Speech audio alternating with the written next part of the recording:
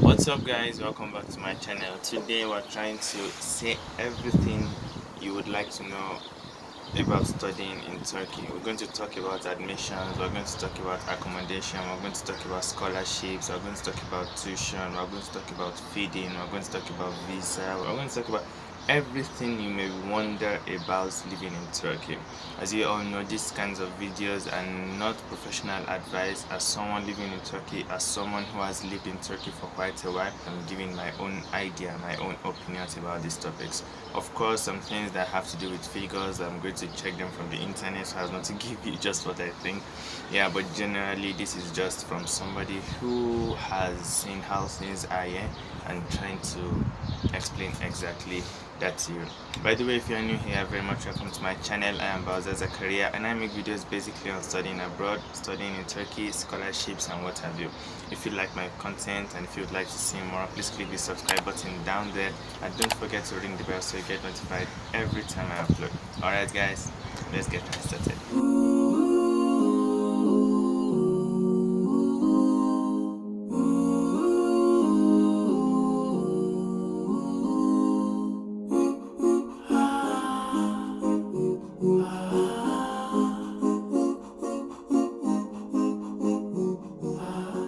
To get admission into a Turkish university, I think there are about 3 options.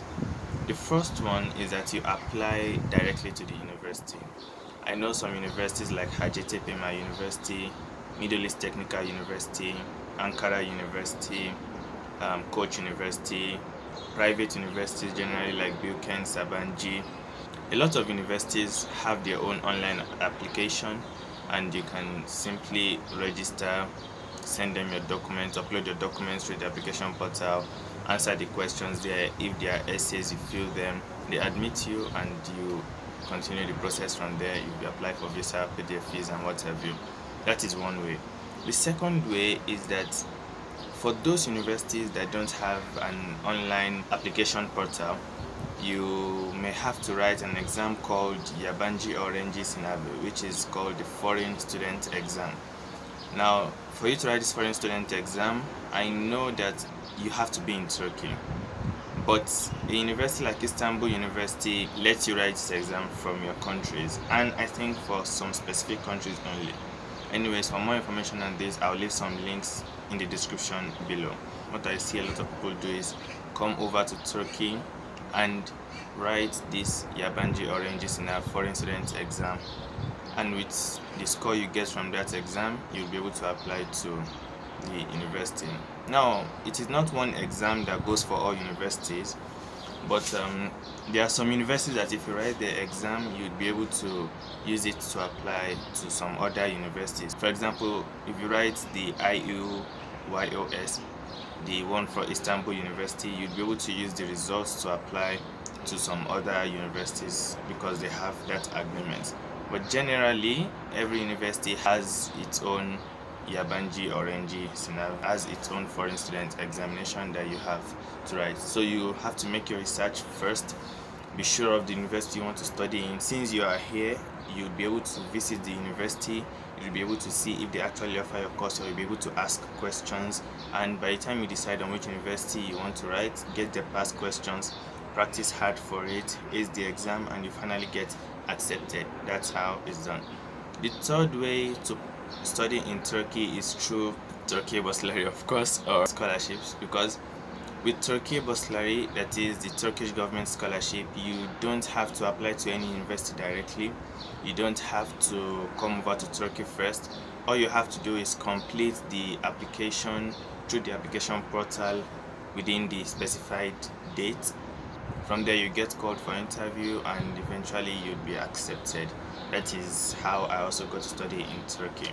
I applied to Turkey Bursary, the Turkish government scholarship. It's a fully funded scholarship. I have made a lot of videos on that. You guys would see a very good 3-minute summary video up here to click on. A new scholarship I started this year, ISDB Turkey Joint Scholarship. Hopefully it continues next year too. The application portal for Turkey Bursary and ISDB Turkey Joint Scholarship is the same, so you can apply for the two at their specific dates and deadlines. And the fourth way to study in Turkey is probably through Erasmus. Yeah, a lot of people come to study in Turkey with Erasmus. So if you are studying anywhere in the world currently, check if your university has some agreement with some Turkish universities. I know Ankara University has a lot of agreements, and O2, that is Middle East Technical University, come here to study for 1 semester or 1 month, or 1 year or 2 semesters. Yeah, that a lot of people do that. I have a lot of friends who are doing their Erasmus here. So those are 4 ways to study in Turkey. Now, if you are to use the first method, that is, if you are going to apply by yourself, then you may be thinking of funding yourself or applying for scholarships. If you apply to a university like Coach, Bilken, Sabanji, you'd automatically be considered for admission and entrance scholarships. So probably you may get 25% of your tuition fees, or 50%, or if you have really good grades, then you may have 100% of your tuition. You will not pay any amount for tuition fee. So all you'll be left with is accommodation, feeding, and visa, flight tickets, and all those things.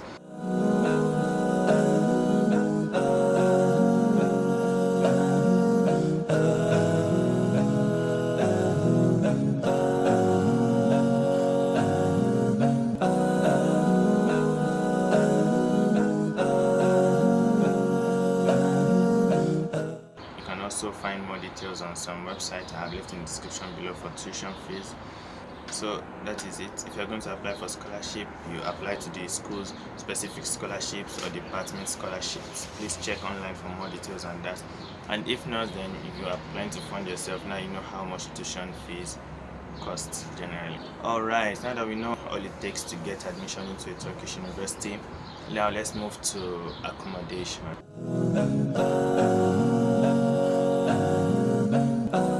So when it comes to accommodation, you have 4 options. You can decide to stay in your university's dorm, or you decide to stay in a dormitory outside, which can be private or state dormitory, or you decide to stay in an apartment, or you decide to stay in your friend's home. Of course, the cheapest of them is staying in your friend's home if it's Turkish. That is one. The second cheapest option is for you to stay in the state dormitory. Those ones are really cheap. It may cost you about 300 lira and above, depending on the city, depending on the location. The next option is to stay in the would I recommend you to stay in a private dorm or in the university's dorm? Well, they may be the same, I don't know. The prices are kind of equal. For some private dormitories, you may pay up to 700 lira per month, and same thing for some university dorms, or 900 lira. Some private dorms may even ask you for 1,250 lira, depending on location and how beautiful the dormitory is.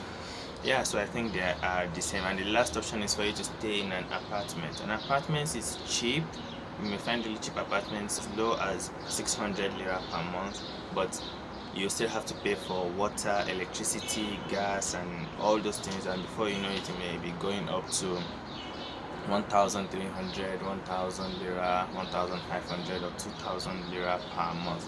That is why if you stay in an apartment, stay with friends, maybe you guys will be 4 in the apartment, or 3 in the apartment, or minimum 2. If you stay alone, you're gonna spend a lot. Yeah, so that's it about accommodation.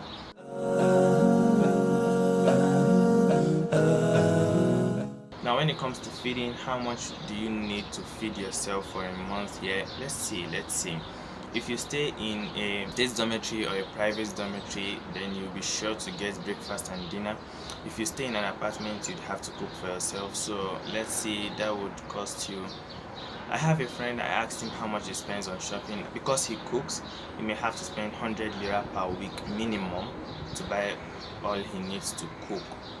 Because as a student, you eat a lot of spaghetti and rice.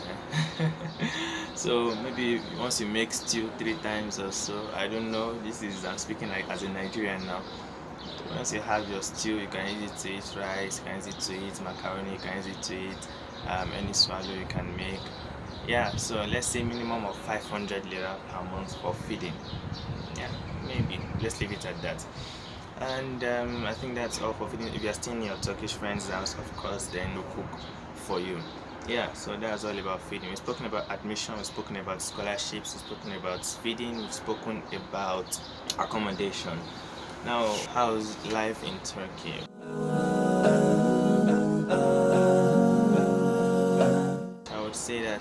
Life in Turkey is quite interesting. I like the country, I like the people, I like the Teyzeler and the Annela. Very, very funny people. Anyways, living in Turkey is nice, it's cool, and in terms of studying, education, a place like Ankara where I stay in is one of the best places you can study. Like the environment is just good for that.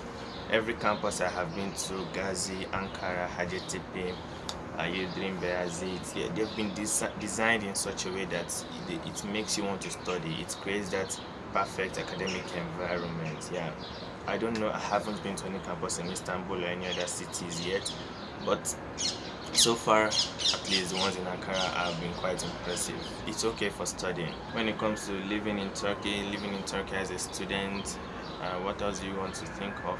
Transportation. When you look at transportation is quite cheap. Transportation is cheap. It costs us 1.75 lira as a student once you use your student card. If you want to enter metro, if you want to enter tramway, public bus, yeah, you just have to press your card once and it takes out 1.75 lira from you. And within 30 minutes, if you have to change vehicles, if you have to change from bus to metro, metro to tramway, or tramway to bus, or vice versa, you simply have to pay 0.75. Yeah, so it's transportation is quite cheap currently. And what else do you have to bother about? You find African barbers, of course. You find African hairdressers. You mix a lot with international students. You get to learn a lot of things. You get to experience new cultures. You make friends a lot from football.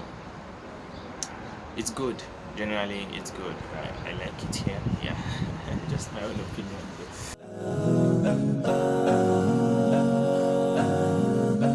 Now, visa. The most popular way is to get admission into a university and use your admission letter to apply for visa. Now, do you get to study in Turkish or English? Generally, tuition fees for English language programs are more expensive than Turkish language programs, of course. For some people who come here and write the Yabancı öğrenci sınav, what they do is that while practicing for the foreign student exam, they use the opportunity to start learning Turkish so that at the end of the day they can probably study in Turkish and pay lesser tuition, lesser everything. Yeah, so that is a good option, yeah, if you are trying to save some money.